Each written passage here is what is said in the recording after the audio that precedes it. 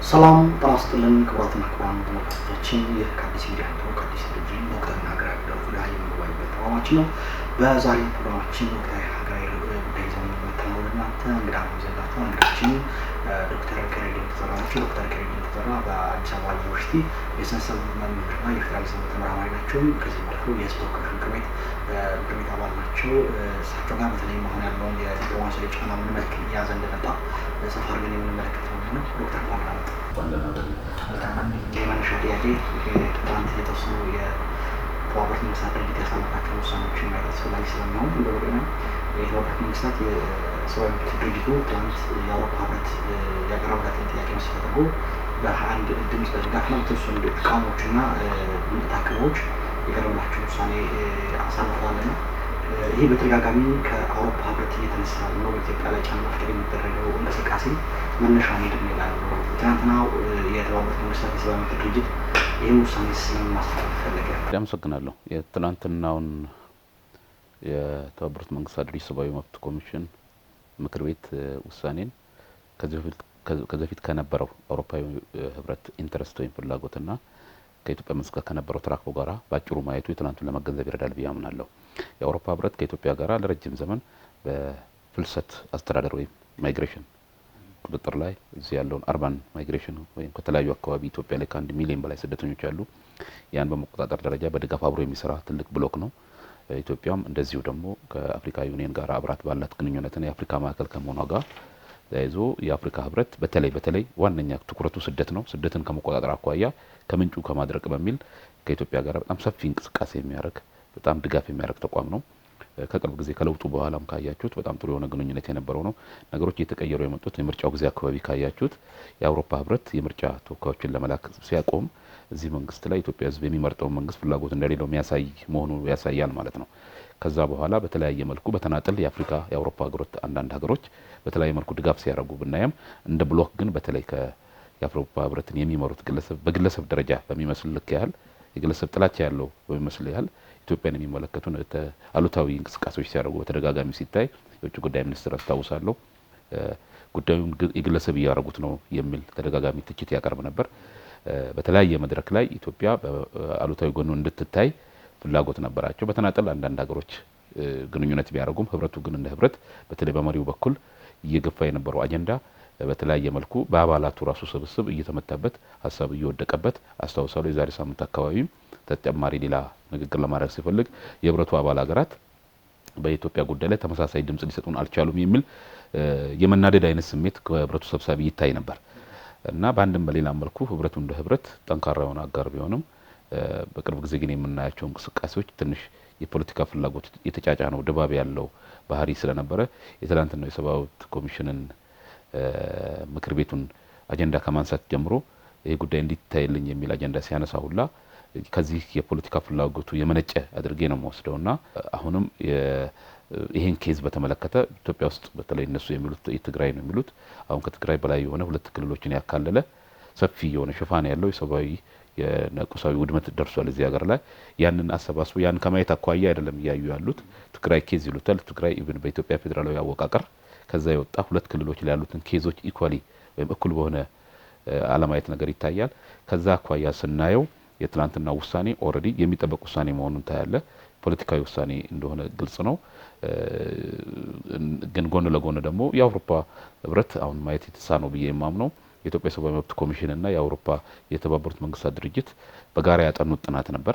በጋራ ሁለቱንም ጦርነቱ የተሳተፉ አካላት ችግር ውስጥ ያሉ ተጠያቂ እንዲሆኑ ችግሮች ተለይቶ እርምጃ እንዲወሰዱ የሚል ያን የመጣውን ፋይንዲንግ ግኝት ወደ ጎን የተውና እኔ ያላጠናሁት እኔ ያላቦካሁት እንጀራ አይጣፍጥም አይነት ነገር በሚመስል ልክ ያህል ትንሽ የሉዓላዊነትን የሚዳፈር ይመስላል። አፍሪካውያን ተቋማት እና በራሳቸው የሚቆሙ ተቋማትን እምነት ማጣት ብቻ ሳይሆን ትንሽ ንቀት ባለው መልኩ የተካሄደ ጥሩ ያልሆነ ድምዳሜና ጥሩ ያልሆነ ውሳኔ አድርጌ ነው የወሰዱት። መንግስትም በዛው ልክ በፍጥነት የሰጠው መልስ ኮሜንደብል የሚሉት አይነት ፈረንጆቹ በጣም የሚደነቅ ነው የሚል ነው ያለኝ። እንደ አንድ ኢትዮጵያዊ የሚጠበቅ ቢሆን በጣም የዓለም ኢፍታዊነት በተለይ አውሮፓውያን ትንሽ በተወሰነ መልኩ የስልጣኔ አለን ብሎ የሚሉ ስልጣኔ ነገሮችን ማመዛዘን ነው ሌላ ነገር ቁስ አይደለም ማመዛዘን ይችላሉ ብለን የምንጠብቃቸው ነው። እኔም እዛው አካባቢ ተማርኩ ነኝ እና በተወሰነ መልኩ ይሄን ያህል በጨለምተኝነት በዚህ ልክ ያህል ሌላው ዓለም ወደ ጎን እየጣለ ተው እያለ ማዕከላዊነት መቆም አቅቷቸው በዚህ ልክ ሲሄዱ እንዳንድ ግለሰብም እንዳንድ ትንሽ ቀለም እንደቀመሰ ሰውም በጣም ያፈርኩበትና በጣም የሚያሳዝን ውሳኔ አድርጌ ነው ወሰድኩት። መልካም ዶክተር፣ እንግዲህ አውሮፓውያንና አሜሪካን አፍሪካ ምድር ላይ ምንድን ነው የሚፈልጉ የሚለውን ነገር መመለከት ያስፈልጋል ብዬ አስባለሁ። እንግዲህ በተደጋጋሚ የጃዙር ቀይ ግዛቱ በአፍሪካ ተቋማት ላይ በአፍሪካ ሀገራት ላይ የጃዙር ቀይ ግዛት እንዳለ አሁን ድረስ ከዛ መውጣት እንዳልተቻለ እየተመለከተ ነው የሚገኘው እና በኢትዮጵያ ላይ ተደጋጋሚ ነው። እንግዲህ በኢትዮጵያ ጉዳይ የተባበሩት መንግስታት ህጻናት ወደ 12 ጊዜ የተቀመጠው አሁን ተጨማሪ ነው በአውሮፓ ህብረት ግፊት የሰብአዊ ምክር ቤት እንዲቀመጥ የተደረገው እና አፍሪካ ሰማይ ስር የሚፈልጉት ነገር ምንድን ነው? አሁን በአፍሪካ በኢትዮጵያ ሰበብ አድርገው ወደ አፍሪካ እጃቸውን ለመላክ የፈለጉበት መንገዱ ምንድን ነው? ምንድን ነው የፈለጉት? እንግዲህ የእነሱ ፍላጎት በየወቅቱ የዘመናቱን ታሳቢ አድርጎ ይቀያየራል። በዋነኛነት ይሄ አካባቢ አፍሪካን ጨምሮ አፍሪካ ውስጥ ያሉ ኢትዮጵያን ጨምሮ በራሱ የሚቆም በራሱ የሚናገር እንዲሆን አይፈልጉም። ወደ 1.5 ቢሊዮን የሚጠጋ ህዝብ በራሱ መናገር ከቻለ ትልቅ ብሎክ ነው። አሁን አውሮፓውያንን እያየ ነውና ያ በራሱ እንዲቆም አለመፈለግ አሁን የቅርብ ጊዜ ፍላጎት ሊሆን ይችላል እንጂ ከትራንስ አትላንቲክ ስሌቭ ትሬድ የሚባል ጊዜ ላይ አሁን የምናየው የአሜሪካን አካባቢ ያለማ የአፍሪካ ጉልበት ነው፣ የአፍሪካ ሪሶርስ ነው። ይሄ እንግዲህ የምናውቀው ከ17-18 ክፍለ ዘመን ጀምሮ የነበረን ተራክቦ ቁስንና የሰው ጉልበትን መፈለግ ነበር። ማኑዋል ሌበሩን ከዚህ ነበር የሚወሰደው ማለት ነው ከአፍሪካ። ቁስም አንዳንድ ማቴሪያሎች ይወሰዳሉ በትራንስ አትላንቲክ ስሌቭ ትሬድ ማለት ነው። ያኔ የነበረው ቁስ መፈለግ የሰው ጉልበት መፈለግ ነበር። ያኔ የምናውቀው አሁን ሰሜን አሜሪካ አካባቢ የለማው አሁን ማሽን አልነበረም፣ ያኔ አውቶማቲክ የሆነ ስራዎች አልነበሩም፣ የሰው ጉልበት ነበር። ያንን ጉልበት ፕላንቴሽን የምንለው እርሻ ላይ ከፍተኛ የሚመርቱ ሻይ ቅጠልን ጨምሮ ለዓለም ገበያ ያኔ በወቅቱ የሚያቀርቡት ነገር በሙሉ አምራቹ አፍሪካ ጉልበት ነው። አፍሪካን ያለማው በወቅቱ ያ ነበር ፍላጎቱ ማለት ነው። እያደር ሲመጣ ደግሞ ሁለተኛው ኢንዱስትሪ አብዮት የሚባለው በ19ኛው ክፍለ ዘመን እዚህ እና አፄ ቴዎድሮስ የነበሩበት ታይም አካባቢ ላይ ደግሞ ስናይ ያሁንም አፍሪካን የአውሮፓም ገበያዎች ከአውሮፓ ፍላጎት በላይ ማስተናገድ አይችሉም። ስለዚህ ሪሶርስ በአንድ በኩል ሪሶርስ ያስፈልጋል። እያደገ የመጣው ኢንዱስትሪ ሪሶርስ ይፈልጋል፣ ሮ ማቴሪያል ይፈልጋል። እያደገ የመጣው ኢንዱስትሪ ደግሞ እንደገና ገበያ ይፈልጋል። ለሁለቱም ፍላጎት አሁንም ዘ ቤስት ካንዲዴት የነበረችው አፍሪካ ናት። ሌሎች እያሉ ሆነው ኤሲያ ውስጥም አሉ፣ ላቲን አሜሪካም አሉ፣ አፍሪካ ነው እና አስታውሳለሁ በአንዳንድ ትምህርቶች ላይ ስንወስድ የምናየው ነገር ምንድነው 3 ጂዎች ይላቸዋል። 3 ጂስ ለጎልድ ለግሎሪ እና ለጎድ ነው ይላሉ። ወደዚህ የመጣ ነው ጎድን ልናስተምራችሁ ነው ይላሉ። we have our own gods እዚያው ባህላዊም ይሁን ክርስትና እዚህ ሀገር ላይ ነው ካየው፣ እስልምናም ከመካ ቀጥሎ የተቀበለ ሀገር ነው። አፍሪካ ውስጥም በርካታ እምነቶች አሉ፣ ሎካል አካባቢ እምነቶች አሉ እና ክርስቲያናይዝ እናደርጋለን ይላሉ እንጂ አንድ ጎድ ይዘው ነው የመጡት። ሌላኛው ምንድነው ግሎሪ ነው፣ ክብር። ብዙ አገር ስትይዝ በጣም ትከበራለህ፣ ትፈራለህ፣ ለፓወር ነው። ሶስተኛው ጎልድ ነው፣ ለሪሶርስ ነው ያኔ የመጡት ማለት ነው። በዚህ መልክ መጥተው አፍሪካን ይዘዋል ያኔ። ያ ነው የቅኝ ግዛት የተጀመረበት ጊዜ ማለት ነው። የበርሊን ኮንፈረንስን ተከትሎ ውሳኔ ተደርጓል። ስክራምብል ፎር አፍሪካ የሚባል አፍሪካን የመቀራመት ማለት ነው። እንደድሎ ነው ለአያቶቻችን ቅድመ አያቶቻችን ምስጋና ይግባና አፍሪካ ኢትዮጵያ ተርፋለች በወቅቱ። ስለተረፈች ኢትዮጵያ የኛን አይነት ባህሪ ያላት ኢቮሉሽነሪ ከኛ ጋራ በዝግመተ ለውጥ እድገት ከኛ ተመሳሳይ ናቸው የሚል ካቴጎሪ ይሰጡ ነበር። ኢትዮጵያ ግን ያ የነሱ ጋር ከነጭ ሄዶ አብሮ ተጃምሎ መሄድ ሳይሆን አፍሪካዊ ዘርነቷን አፍሪካዊ አንድነቷን ስለምትል we are black and we are Africans ነው፣ እኛም አፍሪካዊ ነን የሚል ነው። ቦታ አልሰጠውናቸውም ማለት ነው። እና እንደምናውቀው እዚህም ክርስትና የገባው በታላላቅ ሰዎች ነው፣ እስልምና የገባው በእነሱ አይደለም ማለት ነውና ይሄ ፍላጎታቸው በየጊዜው ቁስና ገበያ ዳምፕ ማድረጊያና የሚፈልጉትን ቁሳዊ ነገር የመውሰድ ፍላጎት እንጂ እኩል በሆነ ሰብአዊ ኢሳቤም የላቸውም። ይሄ የምንለው አሳንሶ የማየት ነገር አለ። አሁን የትናንትና ውሳኔ ስናይኮ ኢትዮጵያ ውስጥ የቆመ ተቋም አጥንቶ የሰጠውን ሪኮሜንዴሽን ለአውሮፓ እንዴት ሊወስድ ይችላል? በዚህ አሮጋንስ የሆነ እብሪትና አስተሳሰብ ማለት ነው። ስለዚህ ለነዚህ የአፍሪካ ተቋማት እውቅና ከሰጠ ነገ ለአንጎላውም እውቅና ሰጣለ፣ ለደቡብ አፍሪካውም እውቅና ሰጣለ፣ ለላይቤሪያውም እውቅና ሰጣለ፣ ለኮንጎም እውቅና ሰጣለ። ስለዚህ ይሄ ኢንተርናሽናል ኮሚኒቲ ተብሎ ሁሌ የሚጠራው የተባበሩት መንግስታት ብለው ምን ብለው ተቋማት ኖሞር ተቀባይነት የላቸውም ማለት ነው። ስለዚህ በጊዜ ማዳፈን አይነት በሚመስል መልኩ ነው። ያውም ደግሞ ኢትዮጵያ ጋር የሚለከስ ነገር ሌላው እንደሚያነሳሳ በሚገባ ያውቃሉ። ስለዚህ አካባቢ ላይ የተረባረቡበት ነገር መነሻው ብዬ የምለው በአንድ በኩል ቅድም እንዳለው ሰፋ ባለ መልኩ ስናየው የሚቀያየር ነው ፍላጎታቸውን። እዚህ ያለውን ገበያ 1.5 ቢሊዮን ህዝብን በምንም አይነት መልኩ በአንድ ድምጽ የሚናገርበትን እድል ማዳከም፣ የተባበረች አፍሪካ የምትባለው በህልም ደረጃ በእውንም ደረጃ ሊነሱ የሚችልባቸውን የትኛውም ብልጭቶች የማዳፈን ነገር የሚመስለው ነገር እውነትነት ያለው ተጨባጭ የሚመስለው ከኋላ አርገ ስታየው ነውና አሁን ጣልቃ ገብነቱም ቅድም እንዳለው ከስሌቭ ትሬድ ጊዜ የጀመረ ሆኖ በሁለተኛው ዓለም ጦርነት ተከትሎ የመጣው ኒው ወርልድ ኦርደር የሚባለው ታይም ላይ ተመሳሳይ ነገር ነበር። ኒው ወርልድ ኦርደር የሚሉት በአንድ በሌላ መልኩ የሶሻሊስትና የካፒታሊስት ብሎክ ውስጥ ነበር ፍሬንድ አገሮችን ሲከፋፈሉ የነበረው ሲቀራመቱት የነበረው ማለት ነው። አፍሪካ ውስጥ እኛ እንደምናውቀው ሶሻሊስት ካምፕ ውስጥ ነበር በደርግ ጊዜ፣ ሌሎች ሀገሮችም ልክ እንደዛው ማለት ነው። ስለዚህ የነሱ ፕሪቴክስት የመግቢያ ነገራቸው ዓለም አቀፍ ዲዛይን ያደርጉትና በዛ ልክ ነው አፍሪካ ጋር የሚገቡት እንደ አጋር ሳይሆን እንደ ማርኬታቸው አድርገው እንደ ኦክሲለሪ ረዳት አድርገው ነው የሚገቡት እና በአንድ በኩል ሰብአዊ መብት እንጠብቅ ነው ብሎ ይገባሉ፣ በሌላ በኩል ይለዋል ምንም ይሁንን መነሻው ብቻ አፍሪካን በራሷ እንዳትቆም መነሻው ነው። መገለጫዎቹ ግን በሰብአዊ መብት በኩል ሊሆን ይችላል የሚገቡት፣ አካባቢውን ለማረጋጋት ሊሆን ይችላሉ፣ ጦራቸውን የሚያስገቡት ሳህል ቀጠና ውስጥ አይተናል። ሳህል ቀጠና በቅርቡ ፈረንሳይ እየወጣች ነው። ስትገባ የነበረችው አገር የሳህል ቀጠና አካባቢ የተረጋጋ ነበር። ሲወጡ አሁን የአካባቢውን ይወት እስቲ እዛ ሰሜን ሰሃራ አካባቢ ላይ ሳህል ቀጠና ያሉት አካባቢዎች አሁን የሁማን ትራፊኪንግ፣ የፍልሰት፣ ያለመረጋጋት፣ የሽብር ማዕከል ነው የሆኑት። ከዛ በፊት የነበረው ትሬንድ ያልነበረም። ምን ሊያረጋጉ ገቡ? ሊያወድሙት ነው የገቡት። እና የሚገቡበት መንገድ ይሄን አፍሪካ በራሱ እንዳይቆም ጥበቃ እናደርግለታለን፣ ፕሮቴክት እናደርጋለን ይሉሃል። የጦራቸውን ያስቀምጣሉ። እዚህ ጅቡቲ ከአቅሟ በላይ የሆነ ጦር ነው ያለው።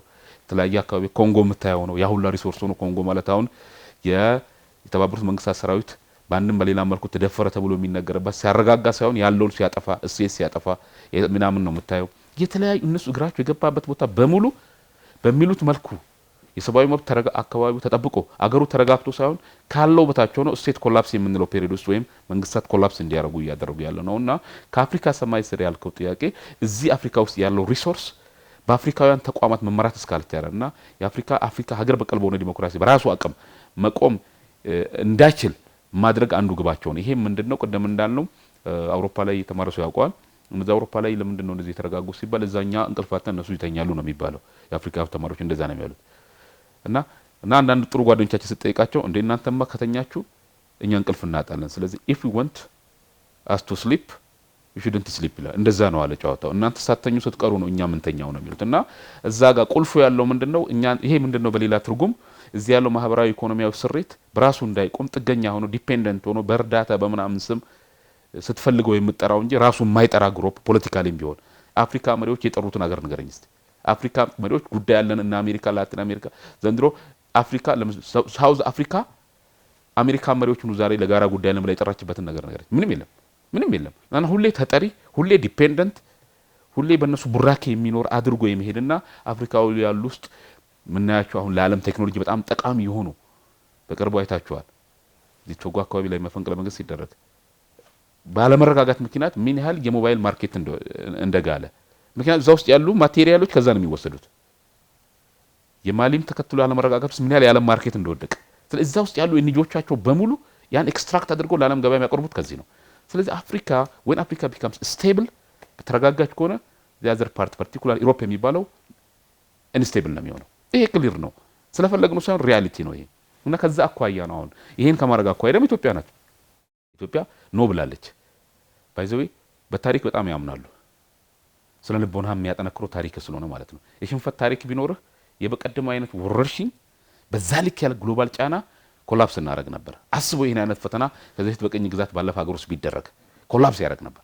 ስለዚህ ኢትዮጵያ ውስጥ ያለው ስነ ልቦና ጠንካራ የሆነ ስነ ልቦና፣ ጠንካራ ያለ አንድነት። ነጭ ማለት ነቲንግ ላንተ አሁን እዚህ ጋር ነጭ ቢመጣ ምንድነው? ሌላ ሀገር ላይ ነጭ ማለት ስንት ነገር ነው። መንገድ ቦምበር ሊለቀቅለታል እኮ አሁንም ነቲንግ ሰው ነው። በከለርም ቢሆን ኢትዮጵያዊ ብዙም ይራቅ አይደለም። በስነ ልቦና ደግሞ ጭራሽ ይበልጣል። በራሱ የቆመ ነው። ባይበላ ባይጠጣም ማለት ነው። ዝኖት ይሄ ነው ስነ ልቦና የሚባለውና ኢትዮጵያ ሌላን የማስከተል ጥሩ የሆነች ቀንዲል ሀገር እንደሆነች በደንብ ያውቃሉ። ስለዚህ እዚህ ጋር ያለው ማቆጥቆጥ በጊዜ ካላዳፈኑ 54ቱ ማስተኛት ትችላለህ። የትላንቱ ውሳኔ የሚያሳይ ይሄንን ነው። 54 አፍሪካ ኖ ሲል እነዚህ ዩሮፖች እኔ ትላንት ተኝተዋል ብዬ አላምንም። በእኛ የወሰኑ ይመስለናል እንጂ ትላንትና አስደንጋጭ ነው ለነሱ። 54 ሀገር ኢትዮጵያ ጀርባ የቆሙበትን ምስጢር ሲያዩ አሁንም ኢትዮጵያ የማስከተል አቅም አላት ነው የሚለው። እኛ ውሳኔውን አይተናል። በተወሰነ ደረጃ 21 ሀገር ነው 18 ሀገርና አብስቴን ያደረገው የተቃውሞ ስደምረው ግን ከ21 ይበልጣል። ስለዚህ ኦልሞስት ይሄ ኖ የተባለ ሪዞሉሽን ውሳኔ ነው ማለት ነው። ኦኬ ይሄ ይቅር። 54 አፍሪካ ማለት ምን ማለት ነው?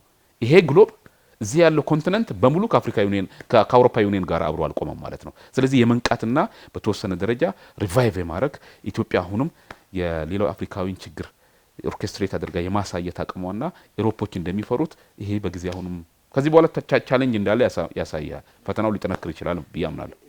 ዶክተር እንዳነሱት የዚህ የተባበሩት መንግስታት የሰላም የሰብአዊ መብት ምክር ቤቱ ትናንት ባደረገው ውይይት ላይ እንደተመለከትነው ውሳኔ ያሳለፈው ሀገራትን ወይም ድጋፍ የሰጡ ሀገራትን ስንመለከት አብዛኞቹ በጠቅላላ ማለት ይቻላል የአውሮፓ ሀገራት ናቸው። ተቃውሞ ያሰሙ ሀገራት ናቸው። እንደዚህ አይነት ሀገራት በተወካዮቻቸው ያቀረቡት ነገር የግል ጸብ እስኪመስል ድረስ ነው በመድረኩ ላይ ያቀረቡትና ተቃውሞ ነበረ። በነ ቻይና በነ ራሽያ እና ሌሎች ሀገሮች እየታየ ያለ ተቃውሞ ነበርና የዓለም አካሄድ ምንድን ነው የሚያመለክተው? ሌሎች መልቲፖላር እየመጣ ነው የሚል ነገር ይነሳልና አሁን ያለንበት ሁኔታ ዓለማዊ ሁኔታ ምንድን ነው የሚያሳየን? ኢትዮጵያስ ከዚህ አንጻር የራሷን ጥቅምና ብሔራዊ ክብሯን ከማስጠበቅ ረገድ ዓለም በሁለት መንገድ እየሄደች ያለች ይመስላል። ወይም አዳዲስ የመልቲፖላር በሆነ ሌሎች ከአሜሪካ ውጭ እና ከአውሮፓውያን በተጨማሪ ሌሎች ሀገራት እየመጡ ከሆኑ አንጻር ኢትዮጵያስ ከዚህ አንጻር እንዴት ነው መጓዝ ያለባት? አዎ እውነት ለመናገር ኢትዮጵያ እድለኛ ነች። አንዳንዴ ራሷ በመሰራው ሌላ ጊዜ ደግሞ ሌሎች ጋር በሚታዩ ነገር ውስጥ እሷ የምትፈተነበት ጊዜ ጥሩ ጊዜ ነው የሚሆነው። አሁን እንደሚታየኝ እኔ የትላንትና ውሳኔ ጥያቄ ያቀረበው አካል ነው የወሰነው፣ የሚጠበቅ ነው ማለት ነው። ጥያቄው ይታይልኝ ያለው አካል ነው ድምጽ የሰጠው፣ የአውሮፓ ዩኒየን ውስጥ ያለው ነው አብዛኛው ማለት ነው። ሌሎች ሀገሮች ኖ ብለዋል። ይሄ ኖ ማለት ለኢትዮጵያ ብቻ ሳይሆን የዓለም ፖለቲካ ከዩኒፖላር ወይም አንድ አንግል ወይም ደግሞ ይሄ ባይፖላር የሚሉት ልክ ሶሻሊስትና ካፒታሊስት ብሎክ እንደምንለው የምዕራቡ ዓለምና ሌላው የሚባልበት ጊዜ ሳይሆን በርካታ ሌሎች እንደወጡ ያሳያል። ቱርክ በጣም ፓወርፉል ናት። ኦፍ ኮርስ ቻይና አሁን ዓለምን ፓወር ለመቀበል ዝግጁ ስላልሆነች እንጂ ሁሉ ነገር በቴክኖሎጂም በኢኮኖሚም ዓለምን እየመራች ነው። ቻይና አለች። ራሽያን በቴክኖሎጂ እያየ ነው። ራሽያ እኮ ፕሬዚደንቱ በቀደም ያለው ምንድን ነው? በጣም ሶቪየት ዩኒየን የወደቀበት በጣም ቅር ይለኛል እና የወደቁ ሀገሮች አሁን ቢገቡ አይነት ነገር ነው እና ኦልሞስት ለሰብሰባቸው የሶቪየት ዩኒየን ውስጥ የነበሩ ሀገሮች መሰብሰብ ይችላሉ ማለት ምን ማለት ነው? የዚህኛው አይል እንደተዳከመ በደንብ ያውቀዋል። አሁን the power is now shifting to the east ወደ ምስራቅ እየመጣ ነው። ኖ ሞር ዌስት የምንለው ነገር ኮላፕስ እያደረገ እንደሆነ አሜሪካ ሰሞኑ የጠራቸው የዲሞክራሲ ጉባኤ ላይ አፍሪካን ሀገር ጨምሮ ኖ ብለዋታል። ኖ የምትለው ባለቤቱን ካልናቁ አጥሩን አይነቀንቁ ነው። እየወደቁ እንደሆኑ ክሊር ነው። ሳይንቲስት መሆን አያስፈልግም። እና ከዚህ አኳያ በትላንቱ ውሳኔ ላይ ያየናቸው ሀገሮች ለኢትዮጵያ ለጽድቅ ወይም ከዚህ በኋላ ገነት ውስጥ አገኛለሁ ከሚሉ ውሳኔ አይደለም ለኢትዮጵያ የቆሙት። ኢትዮጵያ ውስጥም ያለውን ፖቴንሻል እያዩ ነው። የዓለም ፖለቲካም ሺፍት እንዳደረገ በሚገባ ስለሚያውቁ ነው። ኢትዮጵያ 120 ሚሊዮን ፒፕል ቴክኖሎጂ አይደለም ትልቅ አቅም ነው። ይሄ ፖለቲካ ብቻ አይደለም ኢኮኖሚም ነው። ትልቅ አቅም ነው ይሄ ነገር። ፕላስ ደግሞ ጠንካራውን አቅም ነው። ኢትዮጵያን መያዝ አፍሪካን መያዝ እንደሆነ ያምናሉ። አብዛኛው ሀገሮች አሁን እዛ ከወሰኑት ሀገሮች ጋር በአንድም በሌላ መልኩ ኢትዮጵያን አቅም የሚያዩ በአንድም በሌላ መልኩ ደግሞ ነግበኔ የሚላሉ ይህ ፍትሐዊነት እንደሆነ በጣም ይታያል። ፖለቲካል እንደሆነ በደንብ ይታያል። ውሳኔው ከትላንትና ሙሉን እየተከታተልኩ ነበር።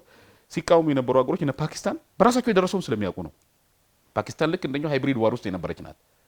ተመሳሳይ የሆነ በድቅል ጦርነት በሚዲያም በጦርነትም በዲፕሎማሲም በምዕራቡ ዓለም ስትመታ የነበረች ናት።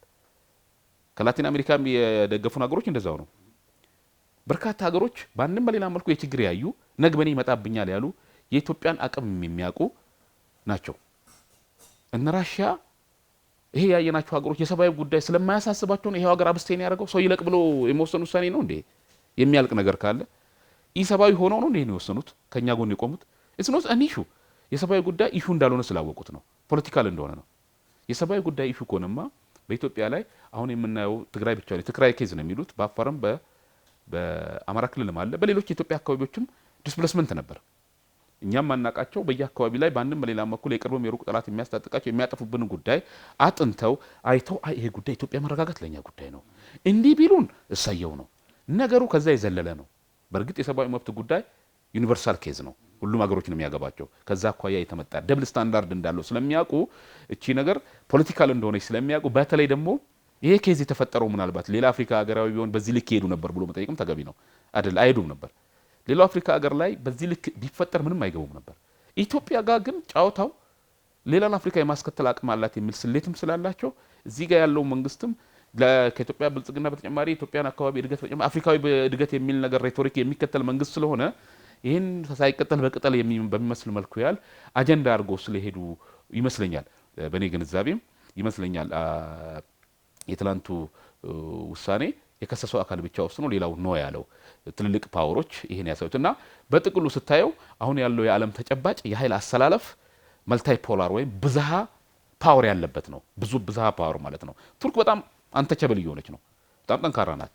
ዩናይትድ አረብ ኤሚሬት በዚህ ሰሞን አይታችኋል። ያ 1 ቢሊዮን ዶላር የንግድ ግንኙነት ከአሜሪካ ሰርዛለች። አቅም አለ ማለት ነው እዛ አካባቢ። በነገራችን ላይ የአውሮፓ ህብረትስ ቢሆን አሁን በራሱ የቆመ ነው እንዴ? ፍራጃይል ነው፣ የተዳከመ ተቋም ነው።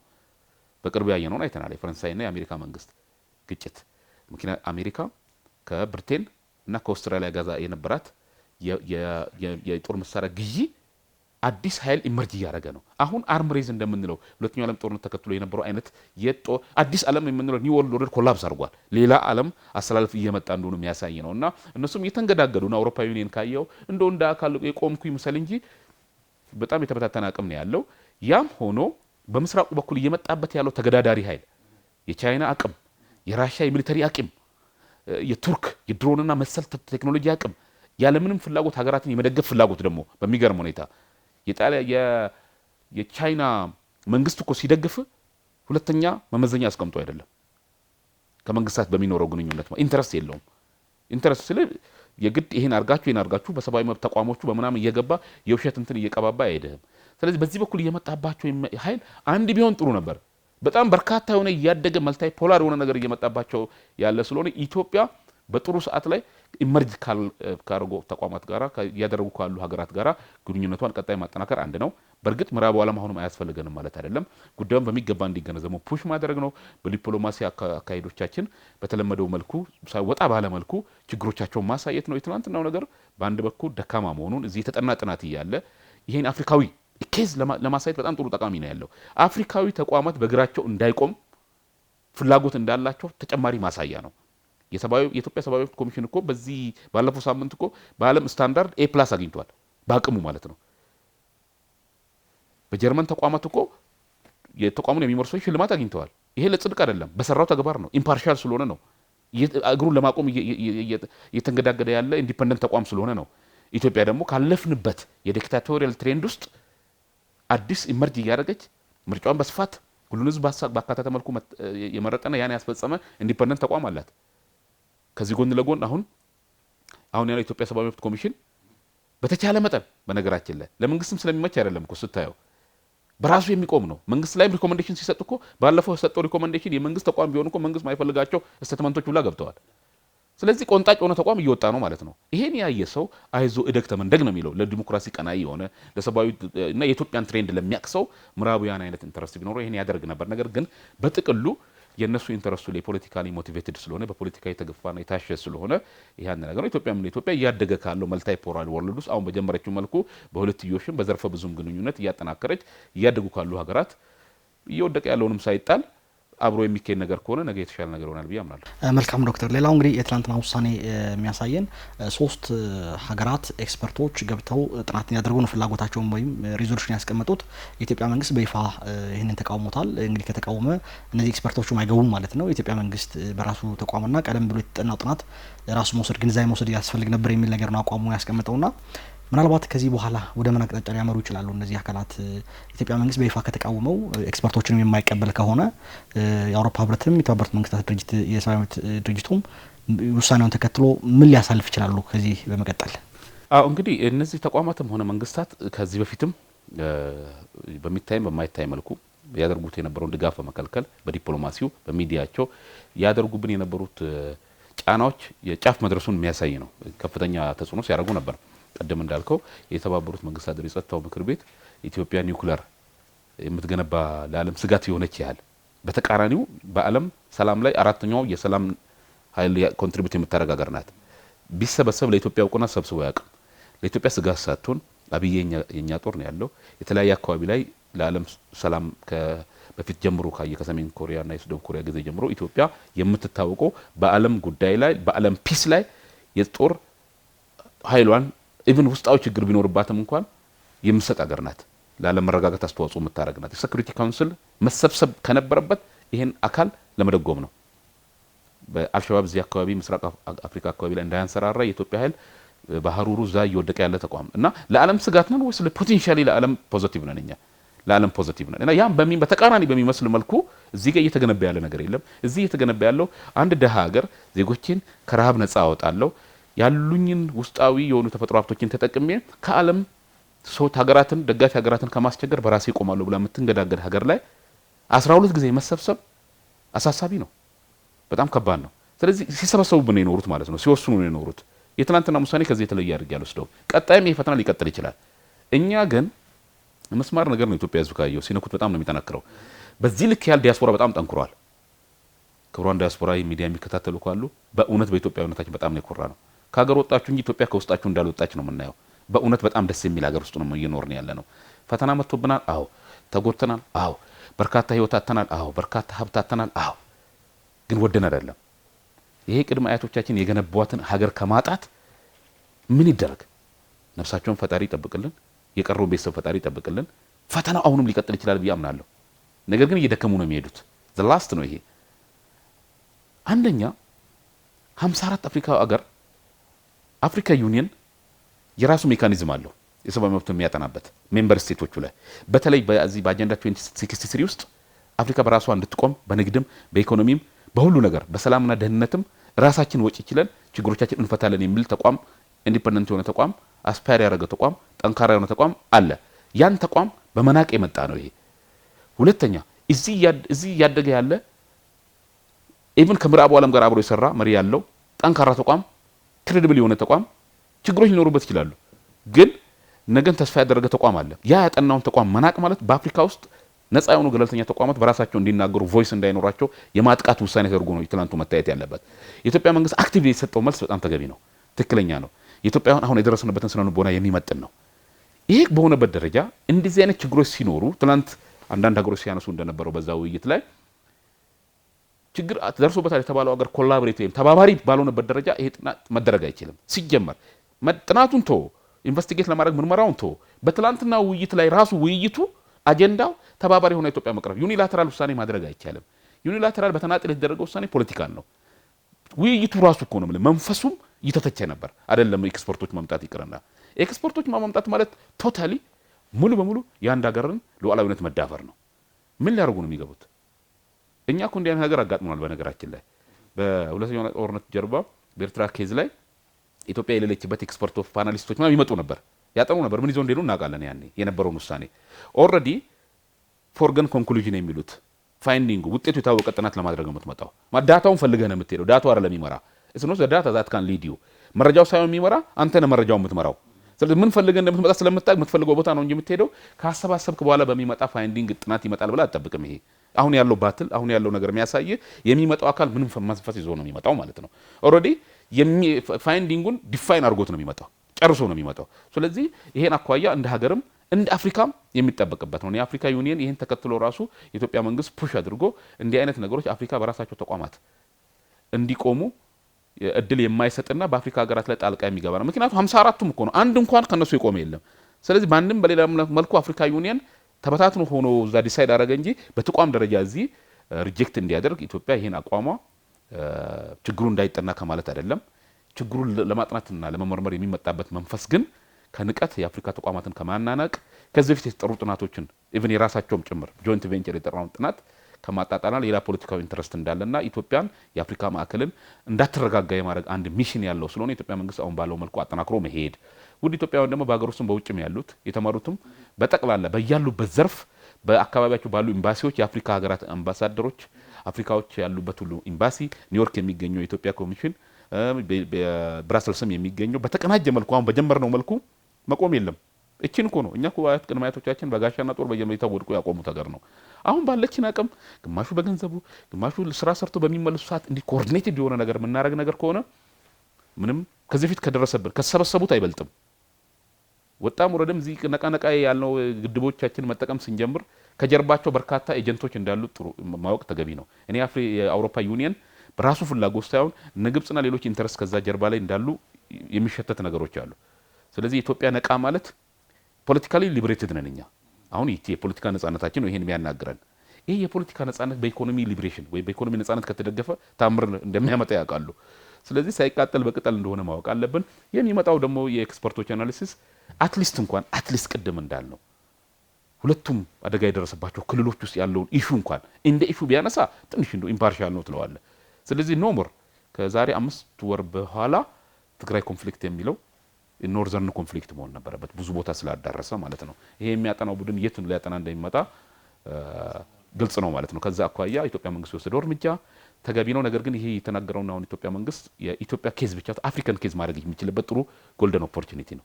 የኢትዮጵያ ዲያስፖራዎች የኖሞር እንቅስቃሴ ጀምረዋል፣ በርካታ ውጤት አሳይተዋልና እንደው በዓለም አቀፍ ሁኔታ ላይ የፈጠረው ተጽዕኖ ምን ይመስላል? ሌሎች አፍሪካ ሀገራትም ይህን ሁኔታ እየተከተሉ ያሉ ይመስላልና ምዕራባውያንም አሜሪካንም ያሳጋቸው ይሄ ይመስላል። አሁን ወደ ተባበሩት መንግስታትም የሰብአዊ መብት ድርጅቱ ያስኬዳቸው ይሄ ፍርሃት ይመስላልና የዲያስፖራው ንቅናቄ በኖሞር ያስገኘው ውጤት ምን ገጽታ አለው? ሌሎች አፍሪካ ሀገራት በመልኩ እየተከተሉት ይገኛሉ። እንግዲህ ይሄ ኒው ፓን አፍሪካኒዝም ነው ብዬ የምገልጸው ነው። የፓን አፍሪካን የአፍሪካነት ንቅናቄ በነገራችን ላይ ኢትዮጵያኒዝም የሚለው ፓን አፍሪካኒዝም ነው። የፓን አፍሪካኒዝም ሙቭመንት እንቅስቃሴ በኖሞር ሙቭመንት ድጋሚ እየተወለደ ይመስለኛል። ኖሞር አሁን የዛሬ አመት ካያችሁት ይሄ በአሜሪካ ፖሊስ ታፍኖ የሞተው ልጅ ብላክ ላይቭስ ማተር የሚለው ሙቭመንት አለ አይደል? የነዛ እሱንና ሌሎችም በዚህ አሜሪካ ነጮች ፖሊሶች በየጊዜው የሚሞቱ አሜሪካውያን ጥቁር አሜሪካውያንን እነሱን ሁሉ ያነቃቃ ነው። መላው አፍሪካን ያነቃቃ ነው። የፓን አፍሪካን ሙቭመንት በሚገባት ሀገር ኬዝ እንዲነሳ ያደረገ ጥሩ ኦፖርቹኒቲ ነው ብዬ ነው ማምነውና ነጮች የሚፈሩት ነገር ሳይወዱም የፈሩት ይወርሳል አይነት ነገር ነው፣ የጠሉት ይደርሳል አይነት ነገር ነው እየሆነባቸው ያለውና የፓን አፍሪካ ሙቭመንት በጣም እየጎመራ ነው የመጣው አሁን ኢትዮጵያ ተቸግራለች። ኢትዮጵያ በመሆኗ እንጂ ሌላ ነገር አይደለም። የተለየ ተአምር ስለፈጠረች አይደለም። እዚህ የተመሰረተ ያለው መንግስት እና ኢትዮጵያውያን በሀገራቸው ጉዳይ ላይ አንድ የሆኑ ሌሎች ጉዳይ ስለሌለን አይደለም። ኬዞቻቸውን ሁሉ ድሮፕ አድርገው አንድ የሆኑ የመጡት ሙቭመንት ሌሎች አፍሪካ ወንድምና እህቶቻችን እያዩ ነው። ዋና መቀመጫችን ናት፣ ዋና ከተማችን ናት፣ እንዴት እንደዚህ ሆነች የሚለው ሙቭመንት እያደገው ኖሞር ሙቭመንት ብዙ የአፍሪካ ሀገራትን ማለት የአውሮፓ ሀገራትን ኦስትራሊያን ካየ ላቲን አሜሪካ ጭምር ገብቷል። በሚገርም ሁኔታ የተለያዩ የአውሮፓ ሀገራትን ምን ልበለው ከሰሜን እስከ ደቡብ ከምስራቅ እስከ ምዕራብ የዓለምን አካባቢ ኢትዮጵያ ከዚህ በፊት በሩጫ አይደለም የምንታወቀው። አሁን ይሄ ጀግንነታችን ታሪክ ላይቭ እንዲያነቡ አድርጓቸዋል። ከዛ ውስጥ ደግሞ ኖሞር ኢትዮጵያንስ ኤርትራዎች አሉ፣ ሱዳኖችም አሉ። በጣም ሊበራል የሆኑ ሱዳኖችም እያየን ነው። ኡጋንዳዎች አሉ፣ ኬንያውያን አሉ፣ ምሁራኖች አሉ። አሁን ከኛ ጋር ያሉ ምሁራኖች የአፍሪካ ፖለቲካ ሪኒውድ መታደስ አለበት እያሉ ነውና በጣም እያነቃቃ ነው። ኖሞር ሙቭመንት ጥሩ የሆነ ይሄ ምንድነው ሎጎ አዲስ የሆነ መንፈስ በአፍሪካውያን ዘንድ ይዞ እየመጣ ነው ያለው። የአፍሪካ መሪዎችም ልክ ይሄ የአውሮፓ አረብ ሀገራትን ያኔ የአረብ ስፕሪንግ አልነበረም የሆነ እኮ ኤፒደሚክ ነው የሆነው፣ ባንዴ ነው የወረረው። ይሄ ፖዚቲቭ ኤፒደሚክ ነው የሆነው፣ ሁሉም ቦታ ላይ እየሄደ ነው ያለው። ይሄ ሁሉ የዓለም ሚዲያ ጨቁኖት ራሱ የትኛው ሚዲያ ሲዘግብ አላየንም። አፍንጫቸው ስራን ከፍተኛ ቁጥር ያለው ህዝብ ሙቭ ሲያደርግ ሲናገር ዲሞንስትሬት ሲያደርግ ይሄን ማሳየት አልቻሉም፣ ፌክ ኒውሶች ስለሆኑ ማለት ነው። ከዛ ውጪ ግን መላው አፍሪካዊ አሁን የራሱ ሚዲያ የሚፈልግበት እንደነ CNN አፍሪካን ሚዲያንስ ከዚህ በፊት አፍሪካን ኒውስ የሚባል ነበር። አሁን በአፍሪካ በራሳቸው ትልልቅ ሀገሮች በራሳቸው ኮንትሪቢዩት አድርገው የራሳቸው ሚዲያ ለዓለም የሚያሳውቁበት የሚፈልጉበት ጊዜ ነው። እኔ እንደሚታየኝ ኖሞር ሙቭመንት እርግጠኛ ነኝ ብዙ የመንፈስ መነቃቃት ብቻ ሳይሆን ፖለቲካዊ መነቃቃት ሁላ እንደሚያመጣ በመሪዎች መካከል እርግጠኛ ነኝ።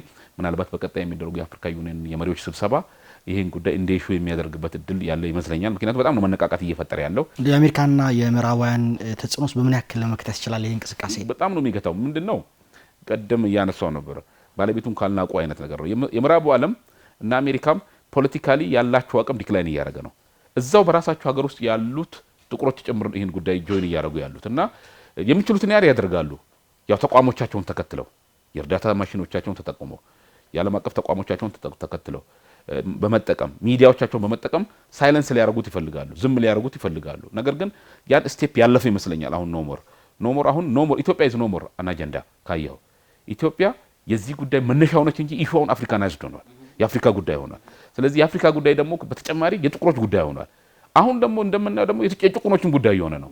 ለምሳሌ ፓኪስታንን ትናንትና የደገፉ ሀገሮች በላቲን አሜሪካ የሚገኙ ሀገሮች እነ ቦሊቪያኒ በርካታ ኡሩጓይ ሌሎች ሀገሮች ላይ ሁሉ ያ መነቃቃት አሁን ነገሩ በምዕራባውያን ባንድም በሌላ መልኩ ኦፕረስድ የሆኑ የተጎዱ ሀገሮች ድምጽ የሆነ ነው። ኖሞር በጣም እየተሸጠ ነው ያለው ማለት ነው። እና በመጀመሪያ ሲነሳ በኢትዮጵያ ኬዝ ሆነ። የኢትዮጵያ እንደው ሁሌ የአፍሪካ ቀንዲላት አፍሪካናይዝድ ሆነ።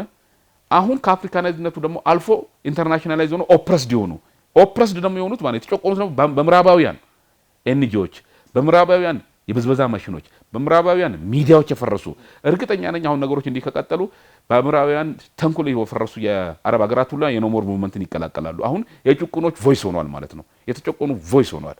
ስለዚህ ነገሩ ከእጃቸው እያመለጠን ያለው ነገር ግን እነሱ ከባድ ናቸው። የሚችሉትን ሁሉ ያደርጋሉ። ይህን ሳይለንስ ለማድረግ በሚችሉት መንገድ ሊሄዱ ይችላሉ። ጉዳዩ በዚህ በተጠናከረ መልኩ ዓለም አቀፍ እየሆነ አካዳሚያን ሁላ ጆይን እያደረገው ነው። በአካዳሚክ ውስጥ ያሉ ሰው ሁላ ጆይን እያደረገው ነው። አሁን ኢንተርናሽናሊ የዓለም ፖለቲካ አዌክ እያደረገ ነው። ዴማንድ እያደረገ ነው ያለው። እውነት ለመናገር ቻይና ሬዲ ስላልሆነች እንጂ ቻይና የዓለምን ፖለቲካ የመቀበል እድል ነበራት። አሁን ግን ስላልፈለገችው ይመስለኛል ጊዜው ስላልሆነ ሊሆን ይችላል እንጂ በራሱ ጊዜ ይሄ ምንድነው የምንለው ዘ ኢንድ ኦፍ አሜሪካን ኢራ ኤንድ ዘ ኢንድ ኦፍ ዘ ዌስተርን ኢራ የምዕራቡ ዓለም መውደቅን የሚያሳይ ነገር ነው። ትናንትና በነበረው ውይይት ግሬት ብሪቴን በተቻለ መጠን እንዳያችኋት ማዕከላዊ ለመሆን ጥረት እያደረገች ነበር። ይሄ የሰብአዊ መብት ጉዳይ እንዳልሆነ ታያለ። አውሮፓ ዩኒየን ጋር የፖለቲካ ኬዝ እሷም ስለወጣች ኤግዚስት ስላደረገች የፖለቲካ ኬዝ መሆኑን ታያለ። ስለዚህ ነገሮች እንዲህ የሚያሳዩ ነገር ምንድነው? ኖ ሞር ሙቭመንት፣ ፓን አፍሪካኒዝም፣ ኒው ፓን አፍሪካኒዝም፣ የአፍሪካን ጽንሰ እሳቤ አፍሪካውያን በዘር በእምነት በታሪክ በቋንቋ አንድ ነን ብቻ ሳይሆን እኛ አፍሪካውያን እጣ ፈንታችንም አንድ ነው ወደሚል መንፈስ አድጓል። አሁን ይሄ ነው አሁን ነገ ኢትዮጵያ ላይ የደረሰው ነገር በኢትዮጵያ ሁላችንም ይዞ ይሄደናል የሚል ነገር ስለሆነ ኖ ሞር ሙቭመንት ቀደም እንዳልነው ኢትዮጵያን ኬዝ አልፎ አፍሪካን አልፎ ዓለም አቀፍ ሆኖ በተለይ ዓለም አቀፍነቱ ደግሞ አንግል የተጎዱ ዓለም አቀፍ ማህበረሰብ በምዕራቡ ዓለም የተጎዱ ዓለም አቀፍ ማህበረሰብ ችግሮቻቸውን ለማሳየት ሀሳቡ ትልቅ የሆነ ፖለቲካ ሙቭመንት ወደ መሆን እያደገ ስለሆነ ለምዕራቡ ዓለም የፈራው ነገር እየደረሰበት ነው ያለው። ምናልባት ፖለቲካሊ ስለማይቻል እንጂ ምን ባናካናትና እዛ በራሷ መንገድ በሄደች የሚሉበት ጊዜ እየመጣ ሊሆን ይችላል። ያ ያዘናጋንም ቻሌንጆች መልካቸውን ቀይሮ ስለሚመጡ ፈተናዎች መልካቸውን ቀይሮ ስለሚመጡ ጫናዎች መልካቸውን ቀይሮ ስለሚመጡ መላው ኢትዮጵያዊ አሁን የምናየው ዲያስፖራው አካል ዲያስፖራው በነገራችን ላይ ከለሩስ እንዴት እንደሚያምር ካያችሁት አሳመሩላቸው እኮ አይተኛ በኮቪድ ያለውን ሀገር ወጥተው ለእናት ሀገራቸው መስዋዕት እየሆኑ የሚናገሩት ነገር ኪሳቸውስ ከዛ ህይወታቸው ላይ እየቀነሱ የሚልኩት ድጎማስ አሁን በገና ላይ በከፍተኛ ሁኔታ የሚመጣው በእውነት ኢትዮጵያ በፈተናዎች ውስጥ ያደገች በፈተናዎች ውስጥ የምትጎመራ ፈተና የሚያሳድጋት የፈተና ሀገር ናት። ጦርነት ነው በጣም ታሪካችን። ነገር ግን ጦርነት ይዞን ያልጠፋ ጦርነት ሁሌ የሚያነቃን ጠንካራ ህዝቦች መሆናችን ያየን ያለነውና 1.5 ቢሊዮን አፍሪካዊ አሁን በቀደም እንዳየነው ኢትዮጵያን ተከትሎ ነው ብሏል።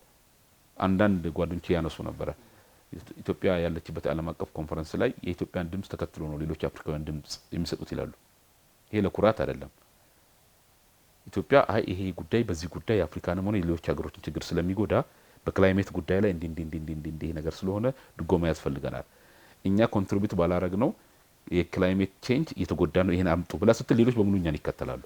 ይሄ ትሬንድ አሁንም እያየነው ነውና ኖ ሞር ሙቭመንት ይሄን ነገር ለጀመሩ ሰዎች በጣም ኩራት ለኢትዮጵያ ደግሞ የደረሰብንን ችግር በተወሰነ ደረጃ የሚጠግን ነገር ግን ደግሞ ለሌሎች ተጎጂዎች የሚያስችል ስንቅ ይዘን የመጣን መሆኑና ዓለም አቀፍ ገጸ ባህሪው እንዳየው ቀኖች ተቀምጧል። ጨርሰናል ብሎ አይቀመጥም። በየሳምንቱ አለ እያደገ ነው የመጣው። አድማሱም እየሰፋ ነው ያለው።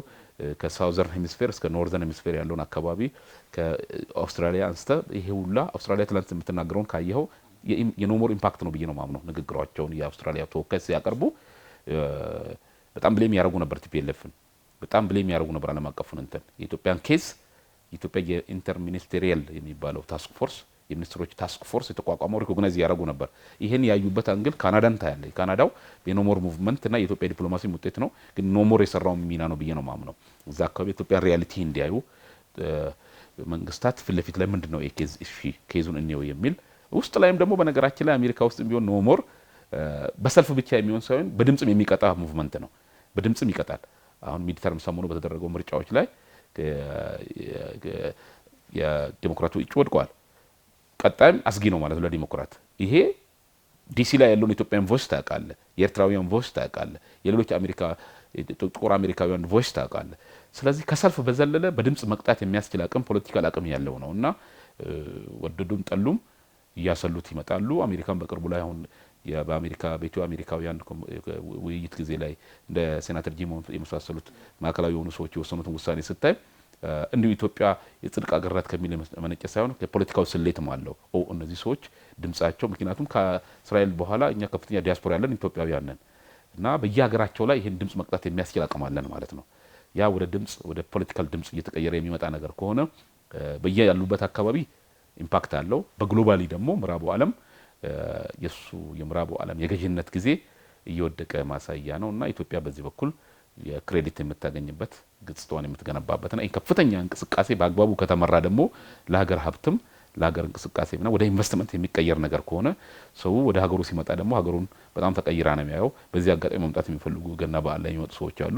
እነዛ ሁላ ደግሞ መጥተው ይሄን ሀገር ሲያዩ በሚባለው ልክ ያህል ሳይሆን ብዙ ያደግ ነገር ግን ጉዳት ደርሶብናል በቅርቡ ያ ሁላ ያነቃቀናል። ቀጣይ በጣም ጠንከር ያለ ስለሚሄድ በፈተናዎቹ የራሳቸው ፈረንጆች እንደሚሉት የብለሲንግ ኢን ዘ ዲስጋይዝ እንደሚባለው በእርግማን ውስጥ ያለ በረከት የሆነ ነገር ይዞ ይመጣ ነው። ኖሞር በዛ ልክ ያህል ሰፋ ያለ ጎላ ያለ ነውና መልካም ዶክተር እንዲህ ከኖሞር እንቅስቃሴ ሳንወጣ የኢትዮጵያ መንግስትና የኖሞር እንቅስቃሴ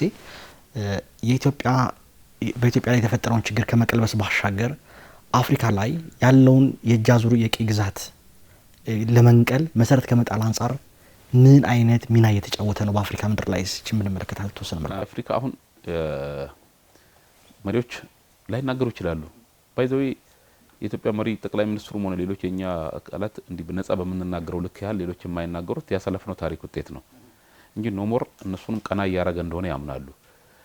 ባንድም በሌላም መልኩ ብዙዎቹን ሀገሮች ኢንፊልትሬት አድርገዋል ምዕራባውያን በጣልቃ ገብነት ማለት ተቋሞቻቸውን አዳክመውባቸዋል። ተቋሞቻቸው ስጃቸዋል እና በቀላሉ ቢናገሩ ባንድ ማታ ያድሩም ኮላፕስ ያደርጋሉ። ያ ምንድነው ሊያረጉ የሚችሉት? ለምሳሌ ምዕራብ አፍሪካ አካባቢ ላይ ያልተረጋጉ ሀገሮችን ያያየናል።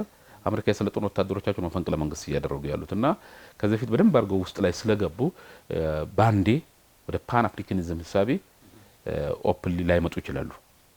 ፖለቲካሊ በዙሪያቸው ላይ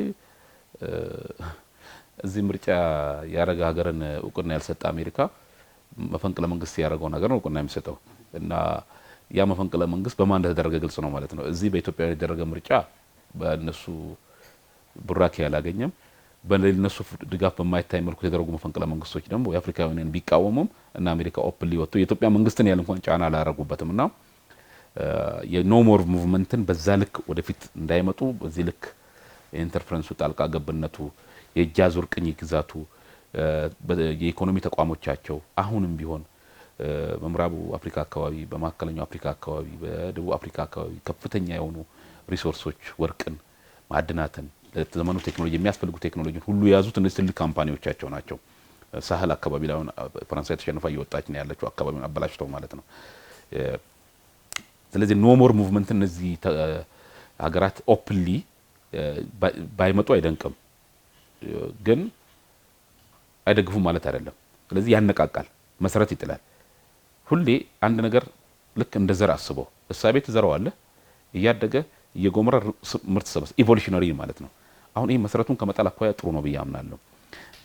በተለይ ብዙ አፍሪካ ያንግ ኮንቲኔንት ናት። ልክ ኢትዮጵያ 70% ወጣት አይደል? አብዛኛው አፍሪካ ሀገር ወጣት ነው። ይሄ ወጣት የቅኝ ግዛት ሰለባ እንጂ የቅኝ ግዛት ኢምፓክቱንም ያውቃል።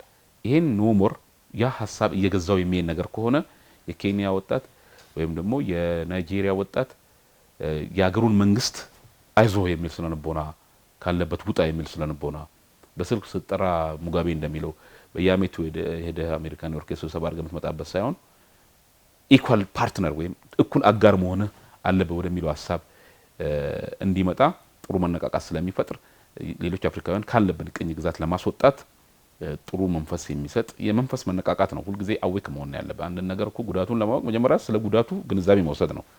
ስለዚህ ምን አድርገው ነው ኢትዮጵያውያን እንደዚህ የሆኑት? እንዴት የነዚህ ኢትዮጵያውያን ዲያስፖራና የውስጡ አንድ ሆነ? ይሄ እርግጠኛ ነኝ ቀጣይ አፍሪካም ሆኑ የዩሮፕ ትልልቅ የጤና ተቋማት የሪሰርች ቶፒክ ነው የሚያደርጉት። ምንድነው ዋይ ሪሊ እኛ ቢስት ነን እንዴ? የሆነ ቦታ ላይ ሰው ሲገደል ደስ ብሎ ነው ሰልፍ የምንወጣው እንዴ? አይደለም። ምንድነው ሚስጥሩ? ኢንዲፔንደንት የሆኑ ጥናት ያደርጋሉ ብዬ አምናለሁ። ከዛ ውስጥ አንዱ አፍሪካውያንና የአፍሪካ ብዙ ተመራማሪ ያለው ሀገር ነው። ከፍተኛ ቁጥር ያለው ዩኒቨርሲቲ በዓለም ከሚባሉት ደቡብ አፍሪካ አሉ፣ ናይጄሪያ አሉ፣ ኡጋንዳ አሉ፣ እንደ ማኬሬሌ በጣም ጠንካራ የሆኑ ማለት ነው። ኬንያ አሉ፣ ኖማ ዩኒቨርሲቲን ጨምሮ እዚህኛም ጋር ያሉት ዩኒቨርሲቲዎች አሉ። ሌሎች አፍሪካ ሀገራት በምሁራኖቻቸው ደረጃ ቶፒኩን እየወሰዱ የሚያጠኑና ሚዲያዎቻቸው ይሄን የሚያቀኑ ከሆነ አቅም ይሆናቸዋል ለፖለቲካው ማለት። ስለዚህ ልክ ከዚህ በፊት እነ ኳሜ ንክሩማ አይደል ይሄን ሐሳብ ሲሉ የነበረው አንዳንድ ግለሰቦች በየቦታው ይወጣሉ። አሁን በኢትዮጵያ በኩል ላይ አለ እና እንደዚህ የፖለቲካው ላይ ያሉ አካላት ኤሊቱ ያደገ የመጣ ያለው ልሂቁ ይሄን ሐሳብ የሚወስደው ነገር ከሆነ የኖ ሞር ሙቭመንት የፓን አፍሪካኒዝምን ሐሳብ እንደገና በማቀንቀን የአውሮፓውያን የጃዙር ቅኝ ግዛት እና ቀጣይ አፍሪካን የምንድነው የሚሏት የተጎጂ ኮንቲኔንት በራሷ መቆም ማችል ኮንቲኔንት ለሷ ጉዳይ 5 ተወካዮች የጸጥታ ምክር ቤት ተሰብስበው የሚወስኑባት ኮንቲኔንት ሆና እንዳትቀጥል ብልጭታዎች ያያየን ነው። በቅርቡ ያየነው ደቡብ አፍሪካ የአሜሪካ የዲሞክራሲ ሰሚት ላይ አልገኝም ማለት ቀላል ነገር አይደለም። ይሄ አልገኝም የተባለችው አሜሪካ ናት። ግን አሜሪካ is not the America of the past ያለፈችው አሜሪካ አይደለችም። አሜሪካ is not declining lion an aged lion ነው የሚሏት አሁን እያረጀች ያለች አንበሳ ማለት ነው። የሴኔጋሉን ፕሬዝዳንት አይታል። እዚህ ኢትዮጵያ ጠቅላይ ሚኒስትር አለ። ሶስቱ መንፈስ ተገናኝተዋል ማለት ሙሴቬኒ አለ። ሌሎቹ መሪዎች በዚህ ልክ ያል ከአፍሪካ መሪዎች ኖ ማለት ጀምረዋል። ሌሎቹም ይከተላሉ። ተቸግሮ እንጂ የነ ዲሞክራቲክ ሪፐብሊክ ኦፍ ኮንጎ አሳሯን መታየቅ አገር ማለት የአፍሪካ ዩኒየን መሪ ነው። አሳሯን ያለች ሀገር ናት። ያላትን ጸጋ እርግማን ሆኖባት ያን ሪሶርስ በየቀኑ ሰው የሚሞትባት እናረጋጋሽ ብሎ የገቡት የተባበሩት መንግስታት አስከባሪ ያሉ ሴቶቻቸውን ሲደፍሩ የሚውሉባት ሀገር ናት። እነዛም ይነቃሉ ብያምናለሁ። ሌሎቹም እንደዛው። ስለዚህ አፍሪካ አሁን ኖ ሞር ሙቭመንት ኢዝ ኖ ሞር ኤ ሙቭመንት ኦፍ ኢትዮጵያንስ የኢትዮጵያውያን ብቻ ሙቭመንት አይደለም። የታን አፍሪካን ሙቭመንት የአፍሪካ ሙቭመንት ነው። መንፈስ ማነቃቃት ጀምሯል። ውሎ አድሮ በዚህ በመሪ ደረጃ የተነቃቃው በፖለቲካዎችና በምሁራን ደረጃ እየወረደ በወጣቱ እየተወሰደ ሲመጣ መጪው ጊዜ ለምዕራቡ ዓለም በፖለቲካው ብቻ ሳይሆን በአፍሪካም ደረጃ ላይ ቻሌንጅ ነው የሚያደርገው። በዛ ጎን ለጎን ደግሞ አሁን እንደምናየው የአፍሪካን ቱርኪሽ ሪሌሽንሺፕ ዛሬ እየተካሄደ ነው ያለው። ቱርክ ከአፍሪካ መሪዎች በሙሉ ይሄ እኮ ውድቀት ነው ለምዕራባውያን። በቅርቡ አይታችኋል። ከቻይና ጋር ነበር፣ ከራሺያ አለ። ይሄ ሁሉ ከአፍሪካ ጋራ ከናንተ እኩል በሆነ መልኩ በተቋሞቻችን እናንተን እያፈረስን መንግስታችሁን እያፈረስን ምርጫዎቻችሁን እያጣጣልን ሳይሆን እኩል ሆነን እናድጋለን የሚል ዓለም በጎን መጥቷል። መልታይ ፖላር ወርልድ ማለት አሁን ዛሬ በማግስቱ ጆ ባይደን ንዑስ የአፍሪካ መሪዎች ውይይት ቢል በዚህ ልክ አይኬድለትም። በመጀመሪያ ደረጃ የዛም ስለንቦና የላቸውም፣ ወድቀዋል። አፍሪካን የጦራቸው ማስፈኛና ማብያ ነው እንጂ ያደረጉት በዚህ ልክ ያለ በቴክኖሎጂ እየደገፉ አይደለም። ለችግር ድራሽ ፍሬንድ ኢን ኒድ ኢዝ ፍሬንድ ኢን ኒድ ይባላል። በችግር ድራሽ የሆኑ አገሮች አሁን እያደጉ ያለው እነ ቻይና፣ እነ ራሺያ፣ እነ ተርኪ፣ እነ ዩናይትድ አረብ ኤሚሬት፣ ሌሎችም ህንድ የመሳሰሉት አገሮች እኛ ጋር እንደምናያቸው ሌሎችም አገሮች ላይ እንደዚህ እየደረሱ ያሉት። ስለዚህ አፍሪካ በአንድ በኩል በብላክ በኖ ሞር ሙቭመንት በሌላ መልኩ ደግሞ በምስራቁ በኩል እያደጉ ያሉ ሀገሮች በመሪዎቻቸው ደረጃ ኮን አይታለ የቻይና የውጭ ጉዳይ ቃል አቀባቸው ላይ ኖ ሞር እያሉ ነው። ቱርኮችም እያሉ ነው፣ ሌሎችም እያሉ ነው። ኖ ሞር ዘ ዌስት ማለት ነው። ኖ ሞር ይሄ በጣም ከባድ ነው ለምዕራቡ ዓለም። እንደው ዶክተር አንድ ጥያቄ ቀደም ብሎ ካነሱት ጋር አብረና ይዘን እንመልከት። በተለይ የተባበሩት መንግስታት የጸጥታ ምክር ቤት ላይ ክቡር ጠቅላይ ሚኒስትሩ ከሰሞኑን ከጸጥታ ምክር ቤት አፍሪካ 1.3 ቢሊዮን ህዝብ ያላት አፍሪካ ቋሚ መቀመጫ ያስፈልጋታል የሚል ነገር አስተዋልና ሌሎች አፍሪካ መሪዎችም ይሄን ሐሳብ እየተከተሉት እንዳለ ነው የምንገነዘበው። ይህ ሁኔታ ምናልባት የአፍሪካን ቀጣይ መጻኢ ዕድል ከመወሰን ረገድ በተለይ ቀደም ብለን ያነሳን የጃዙር ቅኝ ግዛት አሁንም በአፍሪካ ምድር ላይ እንደሰፈነ ነው የምንመለከተው። ተቋሞቻችን ነጻ አይደሉም። በተለይ አፍሪካ ውስጥ በአብዛኛው ሀገራትና ይሄ 1.5 ሚሊዮን 1.3 ሚሊዮን የአፍሪካ ህዝብ በተባበሩት መንግስታት ነጻነቱን ያገኘ ቋሚ መቀመጫ ቢያገኝ የአፍሪካን ነጻነት ከማስጠበቅ ረገድ ምን አይነት ፋይዳ ይኖረዋል የሚለውን ብንመለከተው ጠቅላይ ሚኒስትሩስ ከዚህ ረገድ ያዙትን አቋም እንዴት ነው የሚመለከቱት? በጣም ጥሩ ነገር ነው። አሁን የተባበሩት መንግስታት ድርጅት አይ ቲንክ አሁን የኤክስፓየር ዴቱ የደረሰ ነው የሚመስለው። አፍሪካ ብቻ 1.3 ቢሊዮን ህዝብ አላት። ያ ቮይስ የለም። በየአመቱ በየወሩ በሚኖር ሰርኩሌሽን አይደለም እዛው ስምት ነው። ቋሚ መቀመጫ ያስፈልጋል። ቋሚ መቀመጫ ለማግኘት የግድ የሁለተኛው ዓለም ጦርነት መደረግ የለበትም። ሶስተኛው መምጣት የለበትም። ይሄን ሪፎርም ማድረግ የግድ የሚልበት ታይም ነው። ኢትዮጵያ የሚያነሳቸው ሀሳብ ሴኔጋሉም ሌሎችም የአፍሪካ መሪዎች በተመሳሳይ ራማፎዛን ጨምሮ የደቡብ አፍሪካው ያነሱት ሀሳብ ተገቢ ነው። ይሄ ካሁን በኋላ ጫንቆ የሚችል ህዝብ እንደሌለ ያሳያል። በነገራችን ላይ ቱርክም ይሄም ሪፎርም ይደረግ ነው እያለች ያለችው። ሌላውም አፍሪካ ውስጥ ለምሳሌ እነ ጀርመንም ቢሆኑ ሌሎችም በወቅቱ በሁለተኛው ተጠቂ የነበሩ ሀገሮች ዝም ብሎ አምስቱ ሲወስኑ የሚከተሉ ሀገሮች አይሆኑም። አሁንና ታፍ ታይም ውስጥ ነው ያለው የተባበሩት መንግስታት ድርጅት አሁን ባለው ተጨባጭ። አፍሪካ ደግሞ በዚህ ልክ ያለ ድምጿ አንድ አድርጋ ኖ ማለት አሁን በቀጠለችው መልኩ በተለይ ኢትዮጵያ ፑሽ ማድረግ አለባት። ጠቅላይ ሚኒስትሩ ጥሩ ነገር ነው ያዙት። አሁን ጠቅላይ ሚኒስትሩ እውነት አላቸው። ጀግናው ነው ወደ ጦር ሜዳ ባይገባ ኖሮ የሆነ የተፈረከረከ ሰው ቢሆን እኮ ጥለውታል እውነት ለመናገር ጥለውታል በጣም እና ጥለውታል ሲባል እኛን ጨምሮ ማለት ኢትዮጵያ ጨምረች እዛን ሰሞን ነው በእውነት ነው ማለት በጣም ከባድ ነበር ግን ዋይዝ ነው ደግነቱ ከጦርነት የሚወጣ ሰው ነው አይ ቲንክ የአፍሪካን ፖለቲካ ያለም ፖለቲካ ማግኝቶታል ጥሩ ግንዛቤ ነው ያለውና በዛ ልክ ያህል ይሄን ሃርቨስቲንግ ታይም ነው የአዝመራ ወቅት ነው ለኢትዮጵያም ለመሪውም ይሄን ሀገር የሚመራላለው ለመላው ኢትዮጵያዊ የአዝመራ ወቅት ነው ሃርቨስቲንግ ታይም ነው መባከን የለበትም አሁን በተጀመረው ልክ ያህል በዛ ፔስ ብንሄድ ዓለም ይገነዘባል አውዱን ይገነዘባል እንዴ ዝም ብለን ለመጫው ሳይሆን ቪክቲም ሆነን የተነሳ ነው ተጎጂነን ይሄ የምንለው ኢምባላንስ ተጎጂነን እንደኛም ጉዳይ እኮ ለተባበሩት መንግስታት ድርጅት ለመንገር ተቸገረ